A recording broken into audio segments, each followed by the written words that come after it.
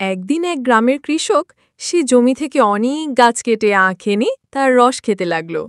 খুবই মজা করে খাচ্ছে সে, একের পর এক গ্লাস শেষ করছে। কিন্তু সমস্যা হলো তার পেট কিছুতেই ভরছে না।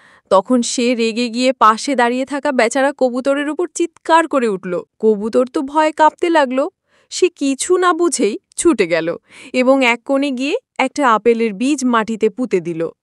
প্রতিদিন সে সেই গাছটিতে পানি দিতে লাগল। গাছটি ধীরে ধীরে বড় হতে লাগল, পাতা গজালো, ফুল ফুটল, আর একদিন সেটা হয়ে উঠল এক বিশাল আপেলের গাছ। কবুতর খুশিতে আপেল তুলতে লাগল। সব আপেল একত্র করে একটা ছোট্ট ট্রাক্টরে ভরে নিয়ে এলো কৃষকের জন্য। কৃষক মজা করে সেই আপেলগুলো খেতে লাগল। খুবই তৃপ্তি করে খাচ্ছে সে। আর ওই পাশে এক কোণে বসে চুপচাপ কাঁদছে সেই কবুতর।